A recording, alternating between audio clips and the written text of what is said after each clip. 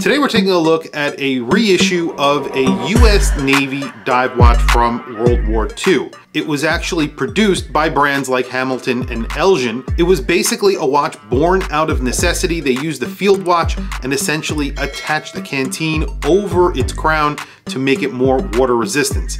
Today we're taking a look at a reissue of that watch from Presidius, and I'm excited because I have one to show you guys. So let's flip the camera and take a look at the Presidius A5 UDT. So I believe this is the third Presidius that I have featured here on my channel. All of their watches are inspired by vintage military watches. So essentially vintage military watches from World War II. This is a canteen watch. It's inspired by Hamiltons and Elgins from that period. The USN Bush ships is, I believe, what they called them, and the name Bush ships and canteen were sort of interchangeable. So this was essentially a dive watch. What they did was they took a field watch, because this is essentially a field watch, and they stuck a canteen on the side. This covers the crown. It gives you water resistance. So when you unscrew this, it's on a little chain. That chain is stationary. You unscrew this cap, essentially all it is, and inside you have a crown. That is a push-pull crown, so that is not a screwed-in crown. The water resistance is coming from this little cap. But when you take that off, you can see it looks like an A11, you know, a vintage field watch, military watch that was used during World War II. It makes a lot of sense. Those were hand wound. This is actually an automatic, so all of those watches were usually hand wound.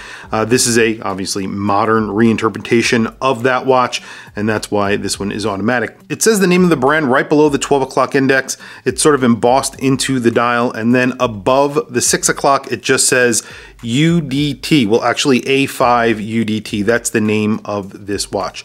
This gets lume on the dial. The indices are printed. I believe the indices are lumed, and you have syringe hands, very in keeping with that vintage style. This does get a Swiss movement, so a little bit different for Presidius. This is a little bit more high-end, I guess you could say. This actually gets a Soprod movement. It is the P024. It's a movement that I have seen in other watches, and it's actually a really reliable movement. It's a clone of an ETA 2824. There are a few brands that use it. Benris are one of them, and of course Nevada Grenchen. So a lot of brands are using these movements, or a lot more brands have started using these movements. This comes on the NATO strap. I think they offer this on 3 different straps. So this is the green NATO strap. It's actually a very nice nylon NATO strap that's meant to look like a vintage NATO strap of the era. This is a 38mm watch, but of course it's going to wear a little bit larger because of that crown. However, not incredibly large.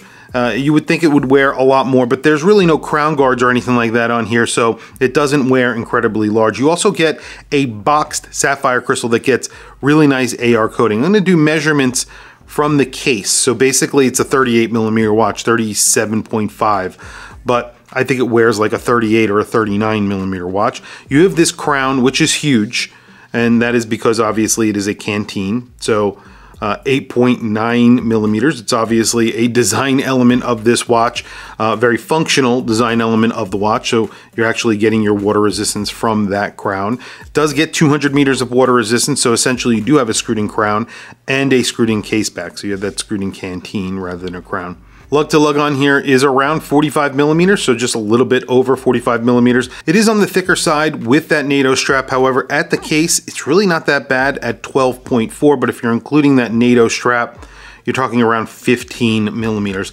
That's one of the reasons why I don't like double pass-through NATOs and never have. I don't think I ever will. Very quickly, I'm going to throw it on my wrist, then we will talk about price and, of course, do a lume shot. Today, I have on my Vacheron. This is my Vacheron Overseas World Time. I've been wearing this over the past few days. I absolutely love this watch. Just haven't been wearing it enough, so back on wrist. There it is on my 7.5 inch wrist. You can see it does not wear large. The only thing is it is thick. It's thick because of that double pass-through NATO. If you put this on a traditional strap, I think this would wear a lot better, a lot closer to the wrist. And that crown does not bother my wrist because, like I said, it's a 38mm watch. That crown does protrude pretty far out. However, doesn't really bother my wrist at all. Now, price on this is $595. I think that's a decent price for what you're getting here. Obviously, recreating the canteen is probably costly. You're also getting a really nice box sapphire crystal, which usually costs a lot of money. I think this is overall a very nice package. $595 with that Swiss movement. I think it does make sense. It could be a little bit cheaper, but all in all, really not that bad. Very quickly, a lume shot. There you go. Lume is pretty decent on here. It's really not that bad. Those indices are pretty bright. The hands are a little bit brighter.